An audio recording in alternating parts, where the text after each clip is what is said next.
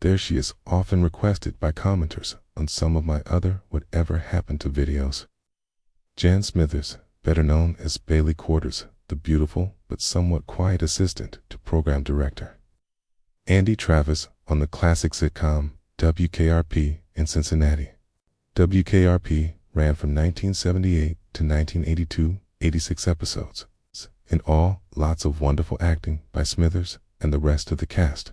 I remember watching and thinking, I know I've seen her somewhere before, but I could never put my finger on where.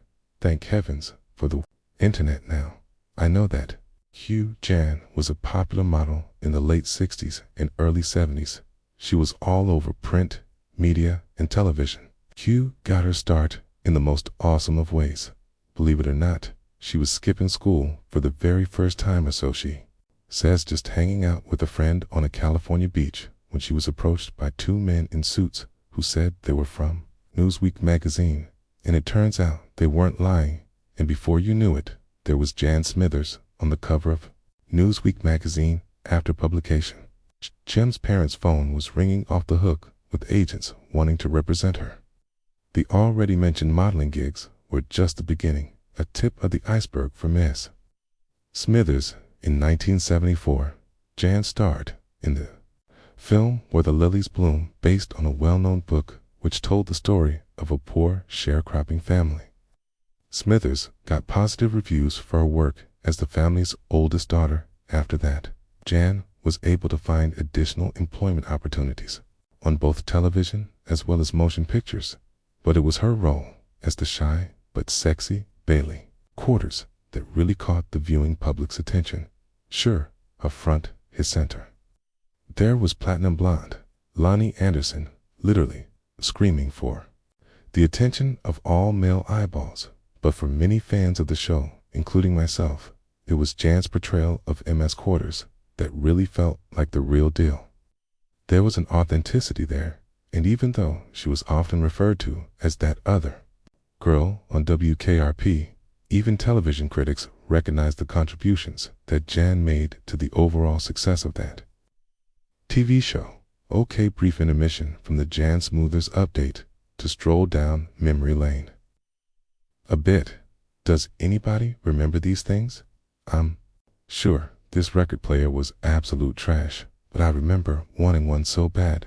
Somehow I thought I could be a real DJ if I had one of these things. Okay, back to Jan. After WKRP had ran its course, Jan found steady work on shows like The Fall Guy, Mike Hammer, and Murder, She Wrote. But it was a 1986 appearance on the TV series Hotel that would forever change her life. You see, she fell in love with leading man James Brolin, and before you knew it, they were officially man and wife. Jan's last role was in a 1987 movie called Mr. Nice Guy. I've never seen it, so I can't speak to her performance in the film or the quality of the film overall. Roughly around the same time that Jan was making this movie, she also found out that she was pregnant. At last, she was going to be a mother. She and James would have a daughter that they would name Molly, and while the marriage didn't last, Ken has gone on record many times about how motherhood felt like a calling to her. There wasn't much more that she wanted to do than be Molly's mother. Acting held no appeal.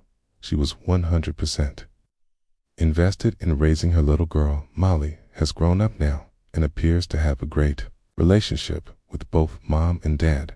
I'm not sure exactly what she does, but it does seem like this Molly Berlin from Brooklyn, New York on Etsy might be the same young lady pictured next to Mr. Berlin there. If you're into the whole ad-see thing, you might want to go over to her storefront and check out some of the items that she is selling. Back to Jan. When Molly was older and in high school, Jan took her first trip to India with a charitable organization. While there, she not only fell in love with the people, but the experience.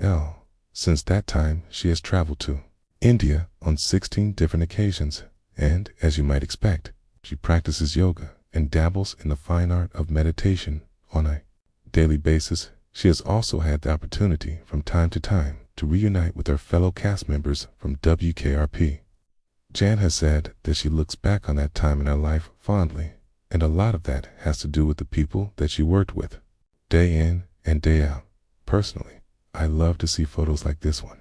You always hope that the friendships you see on screen are legitimate reflections of true friendships that exist off screen. I think with Jan and her other WKRP castmates, that hope is an actual reality. One last pick. Let's go way back to Jan's modeling days. For this one, it's easy to see why she had such a successful modeling career before becoming an actress anyway. What do you think? Did you enjoy Jan's work on WKRP? Or was there someone else on the show that was your favorite? It certainly did have a very unique cast of characters along with Jan. I was a big fan of Howard Hesseman and the big guy Gordon Jung. Let me know in the comments section. And while you're at it, I would appreciate a thumbs up. What the heck? Why not subscribe to the channel? I talk about music, movies, and television, mostly from the 60s, 70s, and 80s. You know the good stuff, but most importantly, and as always, thank you so much for watching. You